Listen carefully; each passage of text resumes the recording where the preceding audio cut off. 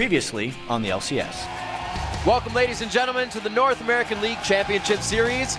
Wrong way, AG. Faces the other way. Cloud9's not going to give you anywhere to run. That's the surrender, much needed. ManCloud looking to kill Cutie Pie. Good damage, and the knock is going to stop the cooling, but I feel like ManCloud doesn't have the durability to win this fight. Misses the glitter lance, and Cutie Pie wins the fight. Dignitas take down XDG. There goes Void Boy. They got everyone almost knocked up, but 2 kills coming in for TSM. It wasn't enough for Curse. No, 29 minutes. TSM takes it on top. You get the TSM chance. Afro able to save double, and then again! The ball delivery cow. Coast dropping left and right, and that's going to be Counter Logic Gaming taking the game. That guy at the front, Afro, making the plays.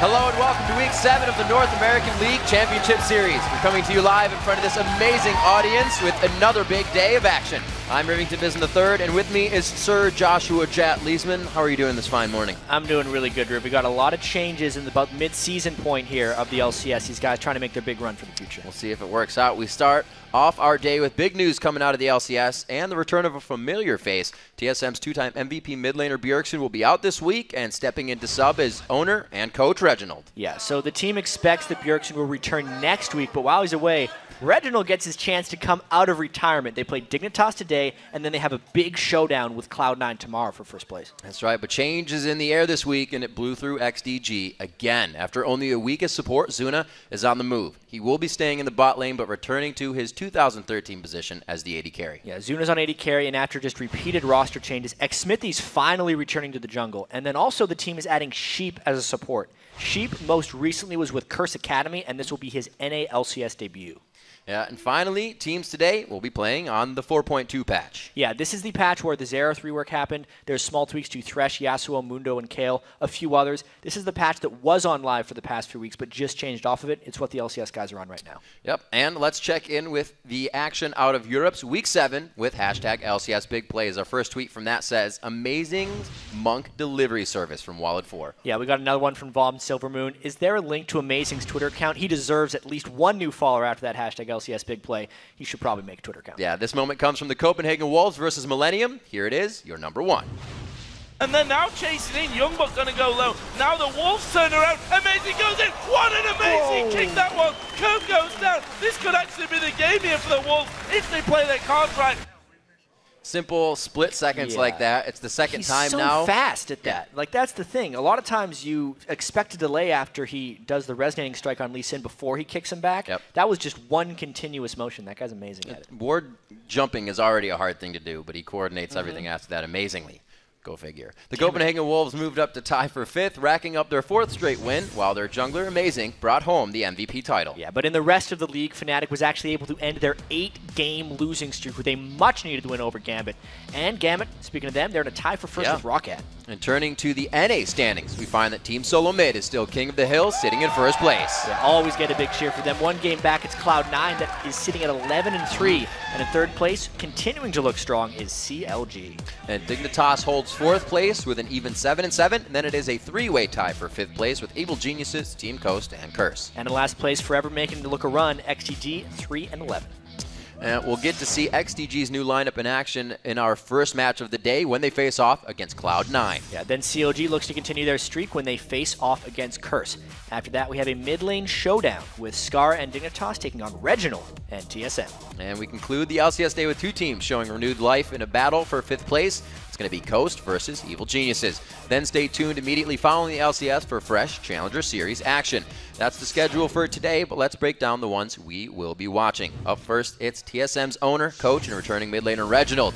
He has been a constant presence on the team, but hasn't started a game since Worlds. We'll be very interested to see and watch how well he does when he's back on the Rift. Yeah, and of course, returning to his home in the jungle is xSmithy. He was supposed to be the most improved jungler of the 2013 summer split. Then he changed off. Now that he's back in the jungle, how much is this going to help XGG as they try and climb out of last place? And the other big new addition to them, Sheep, their support player. We have to watch him. He is coming out of the Challenger League and into the LCS. We don't even have a picture for him yet. He's so new. Thresh, Leon, and Annie are his big champions. Nothing new there. Let's see how he adapts. All right, next is the Week 6 MVP, CLG Link. He had a huge week and leads the mid laners with the highest KDA of 12.2, nearly doubling the runner-up, which is Bjergsen. Yeah, and finally, we need to keep an eye on Curse's Voyboy. He has been struggling to become that impact player for Curse in the mid lane. He was the first NA player to lose with LeBlanc. He's got the second lowest KDA amongst mid laners. He needs to step up to help Curse win. And if you want to learn more about these players and the rest of the pros, head over to lolesports.com. It is the place for you. There you can find interviews, box scores, and all your games from this season for you to watch and rewatch for tricks to up your game. And while you're there, reserve your seat to join our studio audience and get the up-close and personal LCS experience. Just click on the tickets link for all the details. You can also cast your vote for who you think is going to take today's games. Click on Matches, select Week 7, and lock in your best educated guess. And while you're reading the tea leaves, let's send it over to Freak and Kobe at the analyst desk. Thank you very much, Riv. Hey, everybody. I'm David Freak Turley. With me, as usual now, is Sam Kobe Hartman-Kensler. Sup? I'm excited to get into the games today, Freak. We got old faces returning and a new face. I'm sure you've already got tons of sheep puns prepped.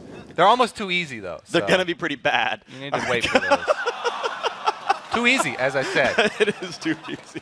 So to stay ahead, pros are constantly looking for new strategies or champions to get an advantage. And from time to time, they gaze into the great beyond and find the next breakout pick. Last year, watching Shen, Jax, Renekton, Zac, I was thinking like, wow, this is so stupid because you could just pick Trundle because his ulti makes tanks not tank anymore. It's nice to see him played now because I always knew that he was strong. If I had to think of a champion that would be used in the far future, I would say maybe something like Fiora, either top or mid. She's actually not bad right now. I think like an AP Cho'Gath mid is definitely a champion that can arise in the future. Cho'Gath has a lot of CC and extremely high damage. If people start playing a lot more double AP like we've seen in Europe, then I think we might see the return of Maokai. Fingers crossed, because I love Maokai. I could see Kog'Maw as an AD carry possibly coming back just because there's all these tanks. Mumu, especially right now, AD carries never run cleanse, so it's just so easy to abuse. That's my predictions for popular champions in the future. Yeah, we'll see if they come up here, of course. We got these guys on the screen right there. It's the Rush Hour bottom lane, Aphromoo, Double Lift. How you guys doing? Pretty good. Nice to be here. Great. Yeah, so you guys, I'm kind of looking in the crystal ball for you guys because we're halfway through the season, and you started out 4-5. Now with Dexter in, you're 4-1. How do you see CLG's future going now? It just depends on how much work we put in, honestly. With Dexter, I think put in a lot more work because it was our real roster. We were trying a lot harder, and Dexter came in. He was like, "Oh, we want to scrim 3 scrim blocks instead of 2," and we just kind of solidified what our team direction is. And I don't know, our roster is overall a lot stronger, and we're just spending more time playing. What's that team direction? That's hard to say. We first started. Yeah, it's up for one. We first started just thinking we just need to play the OPs because the best teams in the world, they play the OPs. Just if you look at Korea, SKTT1, they're so dominant because they just play the strongest thing. And we looked at Cloud9's dominant season. They're like, oh, they only play the strongest thing. Maybe we should just start doing that instead of trying to play random stuff and just play what we like. So we first did that, and now we're just kind of branching out, trying to be more unique and having our own style. Well, I guess focusing on the North American scene, there's a new support in the game now, Sheep. Afro, do you have any experience playing against Sheep or any comments on him? I've seen Sheep in solo queue a few times, and I'm pretty sure he only played Thresh every single game I've seen him in. So I expect C9 to ban out Thresh for sure, and we'll have to see what Sheep has under the table. And you guys are actually going to play them tomorrow. How do you feel about that matchup? Against XCG, they might be a little bit of a threat, yeah. Because Smithy's back in the jungle, and I really think Smithy's one of the top junglers in NA as well. And it might be a little scary because his presence is really good. When I played with him on Fear before, it was really good. Yeah. And then the only downside is that they have a new bottom lane, so the synergy might not be there at the start. but hopefully they can pull through together later in the season. So if you're facing something like that, maybe a new bottom lane but a scary jungler, would you guys put more effort into wards or vision control just so you don't have to worry about anyone messing up your 2 versus 2? I'm pretty confident in our vision control right now that we will be able to counteract what Smithy does for sure, but I can probably rely on Dexter to shut down Smithy, so we should be okay. Now, you actually mentioned that XCG is a new bottom lane. The synergy might be a little bit wonky. Of course, you came back into this team compared to last year, right? You were there spring split again. You're also fighting Curse today, who's got another new bottom lane with St. Vicious there. How are the bottom lanes shaping up so far in this season? This season, CLG's bottom lane is doing much more than last split and the split before, definitely. Probably because I enjoy the new support changes much more, and I can really put out the damage, and that's more fun for me.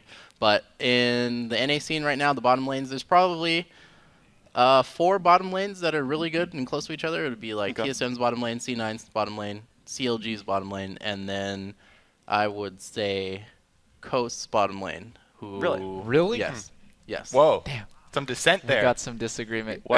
Meeting afterwards. What are your top 4 then, or are you just like top 3? That's it. Well, I think it's top 3, and then like Dig is pretty close, but Coast I don't really see as a threat. Really? Yeah, Dig. Wow. All right, we're done here, dude. We're breaking up. All right. No more bottom lane stuff. Let's look at the mid lane because Reggie's coming back. Both of you guys have known Reggie for a long time. What are your thoughts? How is his return going to be? Is it going to be magnificent? Or yeah, it's gonna be magnificent. Like Hot Shot's return. Ooh. let's not put salt in the wounds here. It was here. magnificent. It was Everybody it was interesting. It was interesting. Reggie's always been a good player. I think he was the best mid for like 2 seasons in a row in NA. Like season 2 and season 3, I felt like he was just the top performer, and he was also just a great mind. You know, you can see the changes he's made ever since he became the coach. He's so smart about the game that TSM is just super dominant right now. They've only dropped a game, or actually 2 games now. So when he came back, we actually scrimped TSM this week, and I can tell you that Reggie is really good, and he's in really good shape. So you should expect big plays coming out of him. Do you think that people will target Reggie like people targeted Hotshot when he came back? Because Reggie himself, he admitted it. Champion pool is pretty small right now. They might dump bans in him and then camp him. Yeah, you can try. That's for sure. But the rest of his team is really strong too. So if you target ban Reggie, he'll play okay. He'll probably play mediocre on a champion he's not so comfortable with, but the rest of his team will do really, really well. I like how you're trash talking 4 other teams now. It's like, oh, you can try Camp Reginald. Like you're just switching allegiances now. I don't know. TSM's good. It's that TSM CLG love-hate relationship. Yeah, right now it's on live. You're not playing him this week. So you talked about top bottom lanes a second ago. Who are your top mid laners? We talked about Link. He got MVP last week. He seems really important. He is. I think it's Bjergsen and Link tied for best. And everyone else seems really weak. I'm not going to lie.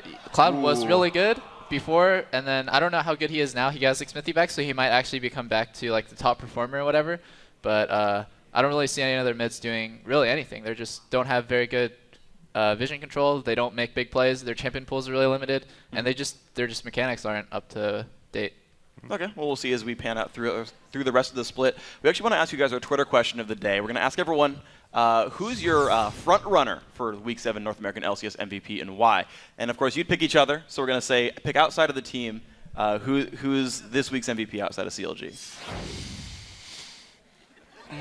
That's hard. That's so hard.